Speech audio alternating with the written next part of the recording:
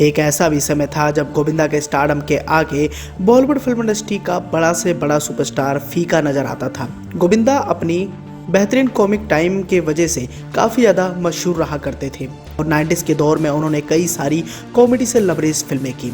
उन फिल्मों को करने के बाद गोविंदा एक बड़े सुपरस्टार बन गए। आलम तो यूँ आ गया कि गोविंदा के नाम पर ही फिल्में बिक जाया करती थीं और फिल्में हिट हो जाया करती थीं।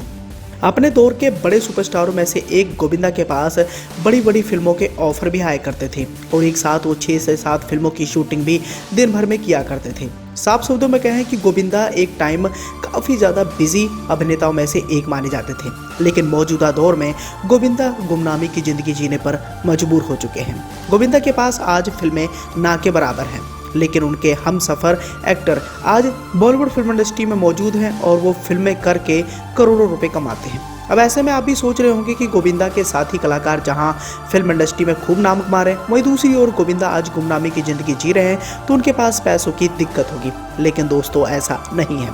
फिल्मों से दूर रहने के बावजूद भी गोविंदा करोड़ों रुपए की कमाई कर ही लेते हैं। अब गोविंदा के आप भी अगर चाहने वाले होंगे तो ये सवाल आपके मन में भी आया होगा कि अगर वो फिल्मों से दूर हैं तो करोड़ों की कमाई कैसे कर लेते हैं। आपको बताना चाहें कि गोविंदा अपनी दूसरी पारी में सफल भले ना हुए हों, पर इससे उनकी फैन फॉलोइंग में कोई भी कमी नहीं आई है।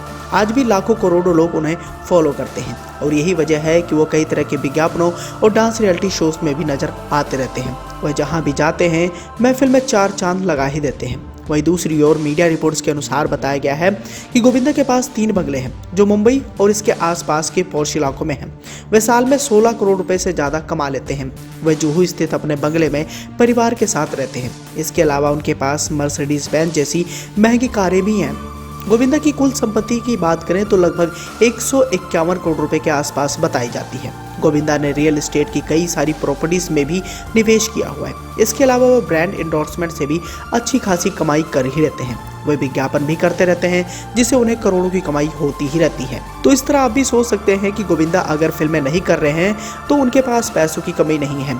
ब्रांड एंडोर्समेंट करके और कई तरह के रियलिटी शोज में भी जज बनकर वो खूब पैसा कमा रहे हैं और गोविंदा के स्टारडम में आज भी कोई कमी नहीं आई है। भले ही उनका सितारा अस्त हो चुका हो, लेकिन बावजूद इसके उनके चाहने वाले हमेशा से उनकी एक झलक पाने के लिए बेकरार रहते हैं। इसी के साथ ही गोविंदा के अगर फिल्मी सफ़र की बात करें तो साल 1986 में इनकी पहली डेब्यू फिल्म आती है लव 86, जो इनके डांस के बलबूते पर इतना ज़्यादा नाम कमा लेती है कि उसके बाद वो कभी भी पीछे मुड़कर नहीं देखते हैं। लव 86 इनकी डेब्यू फिल्म थी और इसके बाद उन्होंने कभी पीछे मुड़कर नहीं देखा। इसके बाद उन्होंने कई सारी एक्शन और रोमांटिक फिल्में की, लेकिन असली कामयाबी इन्हें कॉमेडी से फिल्मों में मिली और कॉमेडी फिल्मों में ये आए थे दिलीप साहब की बदौलत। दरअसल दिलीप साहब के साथ ये इज्जतदार फिल्म में काम कर रहे थे, तभी ये बहुत ज़्यादा थके हारे महसूस किया करते थे।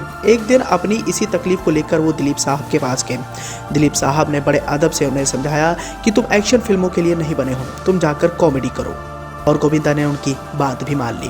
गोविंदा ने जब कॉमेडी फिल्मों में अपना हाथ आजमाया तो उन्हें इस कदर कामयाबी हासिल हुई कि इसके बाद उन्होंने कभी पीछे मुड़कर नहीं देखा। मौजूदा दौर में भी गोविंदा की कॉमेडी फिल्में आज भी लोगों को बहुत ज़्यादा पसंद आती है। 90s के दौर में उन्होंने हीरो सीरीज़ की हो या फिर कोई भी कॉमेडी फिल्म, आज भी वो फिल्में काफ़ी ज़्यादा पसंद की जाती हैं और गोविंदा के चाहने वाले उन्हें इन फिल्मों को बड़ी चाव से देखते हैं। इसी के साथ ही उनकी अगर आखिरी फिल्म की बात करें तो उनकी आखिरी फिल्म थी रंगीला राजा, जिसमें उनका डबल किरदार था। गोविंदा को लगा कि शायद डबल किरदार में मुझे फैंस काफ़ी ज़्यादा पसंद करेंगे, लेकिन ये film on the move box office पर गिर गई। इसके बाद हो सकता है आने वाले समय में गोविंदा किसी बड़े कमबैक की तैयारी कर रहे हों।